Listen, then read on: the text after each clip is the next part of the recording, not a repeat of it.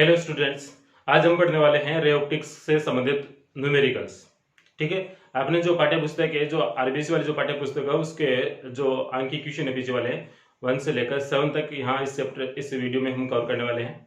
ठीक है, तो यहाँ पर आपको न्यूमेरिकल्स करते समय आपको एक खास बात ध्यान में रखनी है कि कहाँ पे हम माइनस यूज कर रहे हैं और कहाँ पे हम प्लस यूज कर रहे हैं। यानी कि यहाँ पर इस चैप्टर में जो सबसे बड़ी प्रॉब्लम होती है वो होती है चिन्ह परिपाटी के लिए बच्चों के सामने। ठीक है, तो बट उसको हम डायग्राम के थ्रू आसानी से समझने वाले हैं, उसको बहुत ही इजी वे में समझने वाले हैं चिन्ह परिपाटी को बार बार। ठीक है, तो आप कंटिन्यूस पूरा वीडियो देखें, लगातार देखें। तो मैं पहला क्वेश्चन है वो रीड कर रहा हूं मैं। एक 24 सेंटीमीटर फोकस दूरी वाले अवतल दर्पण के सामने, यानी कि आपको दिया गया, साथ साथ में हम लिख भी लेते हैं। क्वेश्चन नंबर 1 है आपका। ठीक है, तो इसमें क्या क्या आपको दिया गया है। ठीक है, यानी कि फोकस दूरी है इसकी 24 सेंटीमीटर, यानी फोकस दूरी है इसकी 24 सेंटीमीटर। अवतल दर्पण के सामने 36 सेंटीमीटर की दूरी पर रखे एक बिंब के लिए प्रतिबिंब दूरी ज्ञात करनी है। यानी कि आपको बिंब दूरी दे रखी है 36 सेंटीमीटर और इसके लिए आपको बिंब दूरी यानी कि v का मान ज्ञात करना है। दर्पण आपको दिया गया है, दर्पण दिया गया है, और दर्पण भी कौन सा दिया गया है आपको? अवतल दर्पण दिया गया है, अवतल दर्पण। ठीक है, तो अवतल दर्पण हम जानते हैं इस प्रकार से, और इसकी फोकस दूरी कितनी है? 24 सेंटीमीटर। तो इसका एफ तो ये रहा, और बिंब यानी कि एफ से इधर रखा हुआ है कितनी दूरी पर? 36 सेंटीमीटर पर। तो ये आपका यहाँ पे बिंब है। ठीक है, तो यहां से लेकर यहां तक क्या आपकी यू है। ठीक है, और ये इसकी क्या है? एफ है। और इसका प्रतिबिंब यानी कि जब ये फोकस बिंदु और यहाँ पे इसका वक्रता के अंदर सी, यानी कि 7 ये 24 है तो 48 पे क्या होगा? यहाँ पर 48 पे इसका क्या होगा? वक्रता के अंदर। तो एफ और वक्रता के अंदर के मध्य क्या रखा गया है? आपका बिंब रखा गया है। तो इसका प्रतिबिंब कहां पर बनेगा? सी से इधर बनेगा, यानी वक्रता के अंदर से इधर बनेगा। ठीक है, तो यहां पर हम देख रहे हैं कि इस दर्पण के लिए ये एफ और ये यू और इधर जो वी यहाँ पे बनने वाला है वी, ये सब के सब क्या है? इस दर्पण से इस साइड में है। तो आपका बिंब यहाँ पर है, तो इससे होकर जाने वाले प्रकाश की यानी कि आपतित प्रकाश की किरण की डायरेक्शन ये वाली है। ठीक है, तो इससे परावर्तित होकर आने वाले जितने प्रकाश किरणें हैं वो यहाँ पर मिलेंगे, तो यहाँ पर इसका प्रतिबिंब बनेगा। तो ये वाली दूरी भी क्या होगी? नेगेटिव होगी। तो अतः हम समझ गए हैं कि इसके लिए जो दिया गया है एफ नेगेटिव, यू नेगेटिव और वी की भी वैल्यू क्या आएगी? नेगेटिव आएगी। तो हम जानते हैं दर्पण समीकरण से, सूत्र लगा दीजिए दर्पण समीकरण से, तो दर्पण समीकरण से यानी कि 1/f is equals to 1/u plus 1/v। हमें चाहिए v चाहिए। ठीक है, तो इसको इधर लेके आए हम, तो 1/v is equals to 1/f minus 1/u। तो वैल्यू पुट कर दीजिए 1/v is equals to 1/f। f की वैल्यू कितनी है? -24, और ये वैल्यू माइनस, और ये वाला माइनस इसको मैं डायरेक्टली प्लस कर रहा हूं 36। ठीक है, तो आप इसके लघुत्तम लीजिए अभी फटाफट। तो 1/v इज इक्वल्स टू ये आ गया आपके पास में। यहाँ पे जो लघुत्तम आए हैं वो आए हैं 72। ठीक है, तो ये वाला माइनस आप ऊपर लेके जा सकते हैं। तो यहाँ पे 48 यानी 3 टाइम्स, तो -3, और ये 2 टाइम प्लस 2। ठीक है, तो 1/v इज इक्वल्स टू क्या हो गया? -1, ऊपर तो 1 रहा, तो 1/72, यानी कि v की वैल्यू कितनी आ गई? -72 सेंटीमीटर।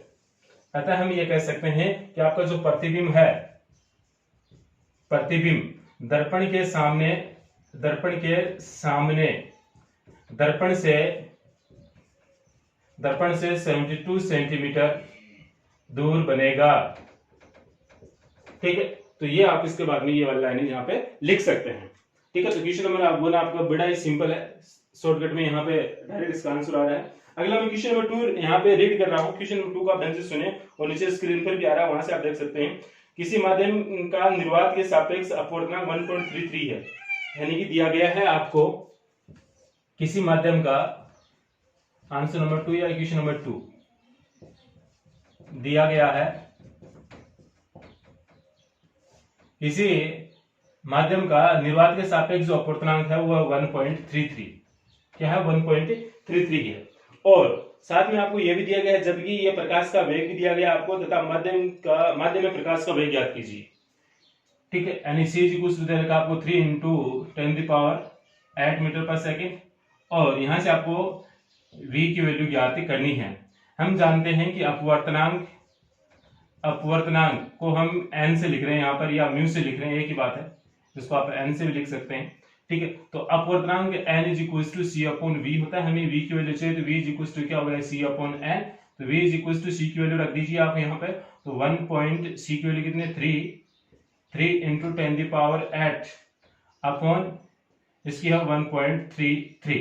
ठीक है, अब इसको इससे डिवाइड कीजिए, तो इसको डिवाइड करने पर जो भी आएगा वो देख लीजिए, 1 इंटू 10⁸ मीटर पर सेकेंड। इसमें इसको डिवाइड करके 2 पॉइंट समथिंग आएगा। ठीक है, क्वेश्चन नंबर 3 में आपको दिया गया है एक किसी 20 सेंटीमीटर की फोकस दूरी वाले कांच के उत्तल लेंस के पृष्ठ की वक्र का त्रिज्या, यानी कि आपको दिया गया है। सबसे पहले फिजिक्स में हम दिया गया है वो लिखने का प्रयास करेंगे। यदि आपने दिया गया वह लिख लिया तो निश्चित रूप से आपका क्वेश्चन सही होगा। ठीक है, क्वेश्चन सर यह क्वेश्चन हमें समझ में नहीं आया। ठीक है, हाँ बिल्कुल आपके बात सही है, आपको क्वेश्चन समझ में नहीं आया। तो फिजिक्स में क्वेश्चन को ही समझने की जरूरत होती है, आंसर को समझने की जरूरत नहीं होती। आंसर ऑटोमेटिक आता है। यदि आपने क्वेश्चन समझ लिया तो उसका आंसर 101% आप सही करोगे।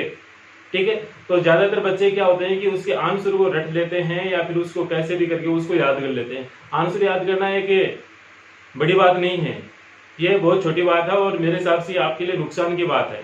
ठीक है, आपके लिए बड़ी बात यही होगी कि आप फिजिक्स में न्यूमेरिकल की जो लैंग्वेज है उसको समझें, आप क्वेश्चन को समझें कि इसमें क्या क्या आपको दिया गया है और क्या क्या आपसे पूछा गया है। यदि ये बात आदि आपको समझ में आ जाती है क्वेश्चन के द्वारा तो उस क्वेश्चन को आप इजी वे में कर सकते हैं।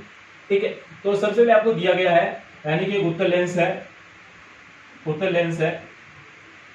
ठीक है, तो उत्तल लेंस है यानी कि उत्तल लेंस आपका इस प्रकार से होगा, ये उत्तल लेंस है। ठीक है, इसकी वक्र का त्रिज्या है, ये वाली त्रिज्या इसकी R1 कहलाएगी, ये वाली त्रिज्या इसकी क्या कहलाएगी, R2 कहलाएगी। और इसकी जो फोकस है उत्तल लेंस की फोकस हम यहाँ पे इधर ही लेते हैं F। ठीक है, अब अंदाजा लगा सकते हैं कि आप कौन कौन सी माइनस में होगी और कौन कौन सी प्लस में होगी। ठीक है, तो इसकी मान मैं देख के लिख रहा हूँ कितना दिया गया है। F is equal to 20 centimetre है, F is equal to 20 centimetre है और वक्र का त्रिज्याएं आपको दी गई हैं। R1 और R2 की वैल्यू दी गई है, R1 है 18 सेंटीमीटर और R2 है 24 सेंटीमीटर, यानी कि 18 सेंटीमीटर और ये 24 सेंटीमीटर। ठीक है, और इसके लिए आपको क्या करना है कि लेंस के कांच का अपवर्तनांक ज्ञात कीजिए, यानी कि इस लेंस का जो अपवर्तनांक है n2 जिससे हम लिख रहे थे, इस n2 की वैल्यू आपको ज्ञात करनी है। n2 या n से लिख सकते हैं, इसकी वैल्यू आपको फाइंड आउट करनी है। ठीक है, उत्तल लेंस के लिए जो फोकस दूरी होती है, फोकस दूरी यानी कि इधर यदि हम बिंब रखें, इधर हम बिंब रखते हैं। ठीक है, तो इधर बिंब रखें तो फोकस दूरी हम इसकी ये वाली लेते हैं और ये वाली फोकस दूरी हम क्या लेते हैं, लेंस के इधर है तो पॉजिटिव। R1 को हम मेजरमेंट करेंगे यहाँ से इधर। ठीक है, तो आपके प्रकाश की किरण की दिशा में ही इसको मेजरमेंट कर रहे हैं तो R1 भी क्या आ जाएगा आपका प्लस। ठीक है, R2 यानी कि ये वाली जो सतह है इसके लिए जो वक्र का त्रिज्या होगी वो इधर होगी, यानी कि इसका केंद्र इधर होगा। ये गोला इस प्रकार से है तो इसका वक्र का केंद्र क्या होगा, इधर होगा। और ये आपतित प्रकाश की किरण की डायरेक्शन की क्या अपोजिट है, इसलिए इसको हम क्या लेंगे, नेगेटिव लेंगे। ठीक है, हम जो ये पहले वाला जो पृष्ठ है उसकी त्रिज्या कितनी मान रहे हैं, R1, और दूसरे वाले पृष्ठ की त्रिज्या कितनी मान रहे हैं, R2। ठीक है, तो इस हिसाब से इस पृष्ठ को यदि आप पहला पृष्ठ माने और इसकी त्रिज्या R1 माने तो ये R1 क्या हो जाएगी, पॉजिटिव हो जाएगी। ठीक है, और पहला पृष्ठ आपको वही मानना है जिधर आपका क्या हो, बिंब हो। ठीक है, जिस डायरेक्शन में बिंब हो वो वाली त्रिज्या क्या होगी, पॉजिटिव होगी। तो हमें कुल मिलाकर बात यह है कि यहाँ पर n2 का मान ज्ञात करना है। तो लेंस मेकर सूत्र से डेरिवेशन आया था बीच में, इंपॉर्टेंट भी है। लेंस मेकर सूत्र से सूत्र क्या था मेरे पास में, 1/f is equal to n2/n1 minus 1 और 1/r1 माइनस 1/r2, ये वाला सूत्र आया था। ठीक है, यहाँ पे जो n1 है वो हम हवा के लिए कितना लेंगे, इसको 1 लेंगे, इसको लेंस से उसको हवा में मान रहे हैं तो वैल्यू रख दीजिए यहाँ पे f की value 1/20 is equal to n2 की वैल्यू कितनी है वो हमें ज्ञात करनी है, फाइंड आउट करनी है। इसको 1 से डिवाइड करूंगा, फर्क नहीं पड़ेगा, -1। ये 1/r1 की वैल्यू कितनी है, 18, और ये माइनस और ये माइनस तो कितना हो गया, प्लस, तो ये हो गया 24। ठीक है, अब यहाँ पे आप देखिए बस सोल्व करना है। फिजिक्स तो बस यही थी, फिजिक्स तो बस यही अप्लाई हुई है और फिजिक्स का ये सूत्र याद होना चाहिए, मेन बात यही है। और फिर ये पूरा काम मैथमेटिक्स है जो आप स्वयं कर सकते हो, सिंपल है। 1/20 इज इक्वल टू, इसको हम इस प्रकार से लिख सकते हैं n2 - 1। ठीक है, और ये तो यहाँ पे हम इसका एलसीएम ले, लघुत्तम ले तो लघुत्तम आ गया 72। 18, 36, 28, 72 यानी कि 4 टाइम। ठीक है, 24, 48, 72 यानी कि 3 टाइम। तो ये हो गया इस प्रकार से 1/20 इज इक्वल टू n2 - 1, और ये हो गया 7/72। ठीक है, इसको आप इधर लेके जाएं तो ये हो गया 1/20 इंटू 72/7, और ये n2 - 1। या फिर आप इसको और सरल कर सकते हैं, इस 20 को मैं 4 से डिवाइड कर दूं, और इसको भी 4 से डिवाइड कर दूं, तो ये तो हो गया 1/5 इंटू, और इसको भी मैंने 4 से डिवाइड किया तो 18 आया। ठीक है, ये 7 n2 - 1। ठीक है, तो ये तो हो गया हमारे पास में 18/35 इज इक्वल टू n2 - 1। 1 को इधर लेके आए तो n2 इज इक्वल टू क्या हो गया, 1 इधर आके क्या हो गया प्लस, तो मैं इसको इधर शिफ्ट करके लिख रहा हूँ 18/35 प्लस 1। ठीक है, ऐड कर दीजिए, n2 is equal to LCM 35, LCM कितना है 35, ये हो गया 18 और ये प्लस 35। ठीक है, तो n2 इज इक्वल टू ये कितना हो गया 53/35, ये इसका आंसर आ गया। थोड़ा और इसको डिवाइड करके आप सरल कर लीजिए, तो n2 इज इक्वल टू 53/35 यानी कि n2 की वैल्यू आ जाएगी 1.54। ठीक है, तो इस प्रकार से आपका ये क्या है, क्वेश्चन नंबर 3 है। इसका आप फटाफट स्क्रीनशॉट ले लीजिए। अब क्वेश्चन नंबर है आपका 4। क्वेश्चन नंबर 4 को मैं रीड कर रहा हूँ, आप जो स्क्रीन पे है उसको रीड कीजिए। एक प्रकाश की किरण कांच की पट्टिका पर 50 डिग्री कोण पर आपतित हो रही है। ये कांच की पट्टिका है, यहाँ पर एक प्रकाश की किरण इस पर, यहाँ पे जो आपतन कोण है आई, ये 50 डिग्री प्राप्त हो रही है। जाने तो चाहिए थी बट ऐसे ही इसका अपवर्तन हो गया, और ये वाला एंगल आपको दे रखा है 30 डिग्री। ठीक है, यानी कि 30 डिग्री इसका क्या है, अपवर्तन कोण है। तो आपको इस कांच की पट्टी का अपवर्तनांक ज्ञात करना है, यानी कि n2 की वैल्यू आपको ज्ञात करनी है। ठीक है, तो दिया गया है, आपको दिया गया है I is equal to 50 degree और R is equal to 30 degree. ठीक है, और ज्ञात क्या करना है, आपको n2 की वैल्यू ज्ञात करनी है, n2 की वैल्यू ज्ञात करनी है। तो स्नेल का नियम लगा दीजिए फटाफट। स्नेल के नियम से, स्नेल का नियम क्या है, sine I upon sine R is equal to n2/n1। ठीक है, सबकी वैल्यू रख दीजिए। हवा के लिए यहाँ पे हम प्रदर्शित कर देंगे, हवा के लिए n1 इज इक्वल टू कितना ले लेंगे, हम 1 ले लेंगे। ठीक है, तो इसको थोड़ा सरल कीजिए। तो sine 50 degree, sine 23 degree is equal to n की वैल्यू तो आपको ज्ञात करनी है, तो n2/1, यानी कुल मिलाकर ये हो गया n2 is equal to sine 50 degree का मान, साइन 50 डिग्री का मान आप याद रखें 0.7660 अपॉन साइन 30 का मान होता है, साइन 30 डिग्री का मान वैसे आपको याद है, 10th क्लास में याद कर लिया होगा, पीछे याद कर लिया 1/2, और 1/2 हम लिख सकते हैं 0.5। ठीक है, तो 0.5 इसके आप 3 टाइम्स शून्य लगाना चाहो तो कोई फर्क नहीं पड़ेगा। ठीक है, आप इसको इससे डिवाइड कर दीजिए, तो n2 की वैल्यू आपके समथिंग इतनी आ जाएगी 1.532 के आसपास। ठीक है, इसलिए इस कांच की पट्टिका का जो अपवर्तनांक है, अपवर्तनांक वो n2 की वैल्यू कितनी है 1.532। इस प्रकार से फिजिक्स में कोई भी क्वेश्चन होता है न्यूमेरिकल, उसका सबसे पहले आप डायग्राम बनाने का प्रयास करें ताकि आपको दिया गया हुआ अच्छे से समझ में आए। अब नेक्स्ट क्वेश्चन में रीड कर रहा हूँ, क्वेश्चन नंबर 5 है। एक बिंब 0.5 फोक्स दूरी के उत्तर लेंस से इतनी दूरी पर स्थित है। ठीक है, क्वेश्चन नंबर 5 है आपका, एक लेंस है, उत्तर लेंस है, उत्तर लेंस है, यानी कि ये वाला लेंस है। ठीक है, और इसके लिए आपको क्या क्या दिया गया है, एक आपको फोक्स दूरी दी गई है और एक आपको बिंब दूरी दी गई है, और v साइज पूछा है। ठीक है, क्वेश्चन दोबारा रेडी कर रहा हूं मैं। फोक्स दूरी दी गई है आपको और बिंब दूरी दी गई है, और प्रतिबिंब की स्थिति ज्ञात कीजिए, प्रतिबिंब कहां बनेगा उसकी स्थिति ज्ञात करनी है। फोक्स दूरी आपको दी गई है 0.1 मीटर, ये आपको दे रखा है 0.6 मीटर, और v आपको ज्ञात करनी है 0.06 है। 0.06 है। ठीक है, वी की वैल्यू आपको ज्ञात करनी है। तो सबसे पहले हम देखें कि ये उत्तल लेंस है, तो उत्तल लेंस के लिए एफ क्या होगा, पॉजिटिव, यू क्या होगा, नेगेटिव। अब वी डिपेंड करता है कि इमेजिनरी है या कैसे है। ठीक है, तो चले लेंस सूत्र से, तो लेंस सूत्र क्या है आपका, तो यहाँ पे लिख रहा हूं मैं 1/f is equal to 1/v minus 1/u। हमें तो v की वैल्यू चाहिए, तो 1/v इज इक्वल टू, इसको हम इधर लेके गए तो 1/f प्लस 1/u। ठीक है, ये तो हमारे पास में फॉर्मूला बना, इस फॉर्मूले में आप वैल्यू पुट कीजिए फटाफट। तो 1/v is equal to 1/v is equal to f की वैल्यू है 1/0.1। ठीक है, तो आप 0 भी लिख सकते हैं, इसके कोई दिक्कत नहीं है। फिर है प्लस और ये माइनस 0.06। ठीक है, तो ये हो गया 1/v इज इक्वल टू, यहाँ से हम पॉइंट उठाएंगे, ये माइनस का है, f तो प्लस का ही। ठीक है, तो यहाँ पे हम ये पॉइंट उठाएंगे तो ऊपर 100 से मल्टीप्लाई कर देते हैं, नीचे हो गया 10। ठीक है, फिर आप प्लस, यहाँ से पॉइंट उठाएंगे तो ऊपर से आपको 100 से मल्टीप्लाई करना पड़ेगा, और यहाँ पर हो गया 6, और ये माइनस प्लस, ये क्या हो गया माइनस, कुछ इस प्रकार से। ठीक है, ये यहाँ से डिवाइड होकर कितना रिमेनिंग रहा वो मैं लिख रहा हूँ।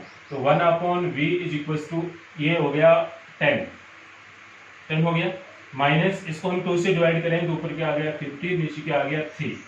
ठीक है, तो 1/v is equal to 10 minus 50 ये, तो यहाँ पे मैं 3 क्या ले रहा हूँ, एलसीएम ले रहा हूँ, ये तो हो गया 30 माइनस 50। ठीक है, अपॉन 3, ये हो गया 1/v is equal to minus 20/3। तो v इज इक्वल टू क्या हो गया माइनस 3/20, यानी कि v इज इक्वल टू 3 में 20 का भाग दीजिए तो उत्तर आएगा, ये माइनस का माइनस है तो 0.15, और मीटर में आएगा सेंटीमीटर में, तो ये हम सब किस में ले रहे हैं, मीटर में ले रहे हैं, तो मीटर में, तो ये मीटर में। ठीक है, अब यहाँ पर आपको देखना है कि ये वाली वैल्यू किस में आ रही है, माइनस में आ रही है। तो माइनस में आ रही है, इसका मतलब क्या है, आपका जो प्रतिबिंब बनेगा वो लेंस के इधर, मान लीजिए आपका बिंब है, तो बिंब की साइड ही आपका क्या बनेगा, प्रतिबिंब बनेगा। ठीक है, लेंस के उसी ओर, लेंस के बिंब वाली ही दिशा में इतनी मीटर दूरी पर क्या बनेगा, आपका प्रतिबिंब बनेगा। ठीक है, तो इस प्रकार से आपका क्वेश्चन नंबर क्या हुआ, 5 कंप्लीट हुआ। इसके बाद में क्वेश्चन नंबर 6, अब हम करेंगे क्वेश्चन नंबर 6, आंसर नंबर 6 में आपको क्या दे रखा है, एक प्रिज्म दे रखा है, और प्रिज्म का जो अपवर्तक कोण है, यानी कि ये अपवर्तक कोण वो आपको दे रखा है 6 डिग्री, यानी कि ये प्रिज्म कोण ए, इसको हम प्रिज्म कोण भी बोलते हैं और अपवर्तक कोण भी बोलते हैं। ये कितना दे रखा है आपको 6 डिग्री, तो आपको दिया गया है, यानी कि a is equal to 6 degree दे रखा है। अब इस पे कोई श्वेत प्रकाश आपतित हो रहा है, तो ये 7 रंगों में डिवाइड हो जाएगा आपका प्रकाश। ठीक है, बीच में और भी है, ये आपका रेड है, ये आपका वायलेट है, और यहाँ से इसका क्या हो रहा है, निर्गत हो रहा है, प्रकाश निर्गत हो रहा है। ये तो आपका रेड और ये आपका क्या है, वायलेट है, यानी कि ये लाल कलर और ये क्या है, बैंगनी कलर। ठीक है, तो अब आपको ये देखना है कि इनका जो कोणीय विचलन है वो कितना है, यानी कि इस प्रकाश का इस प्रकाश का इसके साथ में जो एंगल बन रहा है, एक ये एंगल बन रहा है, एक ये एंगल बन रहा है, तो दोनों के बीच का जो एंगल का जो कोणीय अंतर है, थीटा की वैल्यू आपको ज्ञात करनी है। और इनके अपवर्तनांक भी दे रखे हैं, जैसे रेड कलर का अपवर्तनांक इसको एनआर से लिखेंगे और इसका अपवर्तनांक एनवी से लिखेंगे। तो एनआर और एनवी की वैल्यू आपको दे रखी है, और कोणीय विचलन आपको फाइंड आउट करनी है। तो एनआर और एनवी की वैल्यू को देख के लिख रहा हूँ यहाँ से। तो एनआर की वैल्यू है 1. पहले कौन सा है इसमें, पहले जो कलर है, पहले लाल का नाम है, तो 1.514 और इसकी वैल्यू 1.523। चेक कर लीजिए वैल्यू।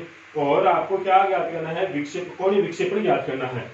ठीक है, कोणीय विक्षेपण ज्ञात करना है। कोणीय विक्षेपण का मतलब है ये वाला जो एंगल, इसके लिए जो एंगल बन रहा है डेल आर, और इसके लिए जो एंगल बन रहा है डेल वी, इन दोनों का अंतर ज्ञात करना है, इन दोनों का माइनस ज्ञात करना है आपको। तो कोणीय विक्षेपण के लिए वैसे सीधा सूत्र भी आपके पास में, कोणीय विक्षेपण, तो कोणीय विक्षेपण यानी कि थीटा इज इक्वल टू हम लिखते हैं N V minus N R. Into A यानी कि प्रिज्म कोण। तो theta is equal to NV की वैल्यू ये रही 1.523 माइनस ये रहा 1.514 और प्रिज्म कोण कितना है 6 डिग्री, तो इसको मैं लिख दूं 6 डिग्री।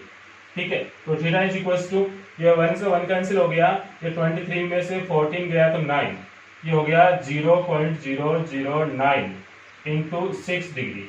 तो थीटा इज इक्वल टू इससे इसको मल्टीप्लाई कर लीजिए, तो मल्टीप्लाई करने पर लगभग कितना आ जाएगा 0.054 डिग्री के आसपास। ठीक है, तो उनका जो कोणीय विक्षेपण है वो कितना रहेगा, theta is equal to 0.054 degree के आसपास रहेगा।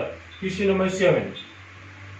क्वेश्चन नंबर 7 आपके पास में क्या है कि आपके पास में दो लेंस हैं, एक की जो क्षमता है वो इतनी और इतनी आपको दे रखी है, परस्पर संयोजित कर देते हैं। तो संयुक्त लेंस अभिसारी होगा या अपसारी, यानी कि आपको दिया गया है क्या दिया गया है आपको, एक तो P1 और P2 की वैल्यू दी गई है, एक की वैल्यू 7 डायरेक्टर है, दूसरे की कितनी है 5 डायरेक्टर है। ठीक है, अब कौन सा 5 है कौन सा 7 है वो देख लीजिए आप। ये 7 तो माइनस का है, तो इसको ऊपर पहले 5 दे रखा है और ये नीचे क्या है 7 डायरेक्टर है, और इसकी जो क्षमता है वो माइनस में दे रखी है। लेंस को संयोजित करना आपको, यानी कि एक लेंस इस प्रकार से है और एक दूसरा लेंस ये है।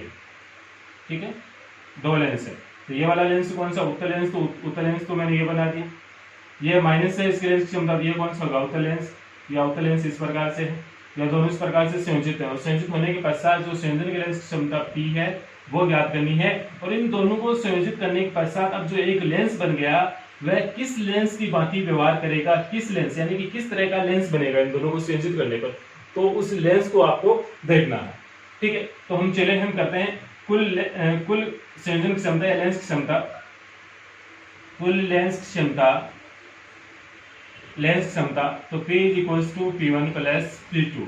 तो P is equal to P1 की वैल्यू कितनी है 5 और इसकी वैल्यू है -7, इसको चिन्ह से लिखते हैं, तो P की वैल्यू क्या आई -2 डायरेक्टर। ठीक है, तो -2 डायरेक्टर का मतलब है जो कुल लेंस क्षमता है वो क्या आ रही है, ऋणात्मक आ रही है, नेगेटिव आ रही है। तो नेगेटिव के लिए जो आपका लेंस होगा वो किस प्रकार का होगा, क्वेश्चन में ये भी पूछा है। तो नेगेटिव किसकी होती है, अवतल लेंस की, अवतल लेंस। ठीक है, तो ये दोनों लेंसों को संयोजित करने के पश्चात जो लेंस बनता है वो लेंस किस तरीके का होगा, अवतल लेंस की तरह होगा।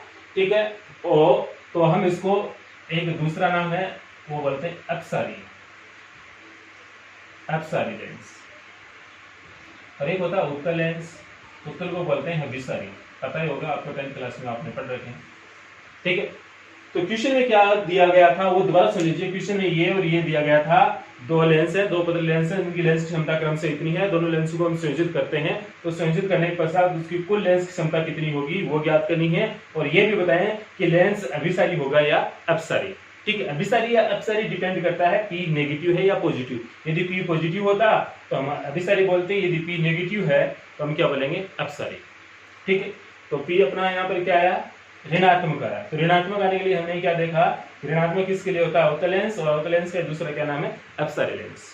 ठीक है, उम्मीद करता हूँ कि आपको ये सभी न्यूमेरिकल अच्छे से समझ में आए होंगे, और इसके जो आगे वाले जो न्यूमेरिकल्स हैं, न्यूमेरिकल 8, 9 और 10 वो हम बनाएंगे नेक्स्ट वीडियो में, क्योंकि सबको यदि हम एक साथ सम्मिलित करते हैं तो वीडियो थोड़ा बड़ा बन जाएगा।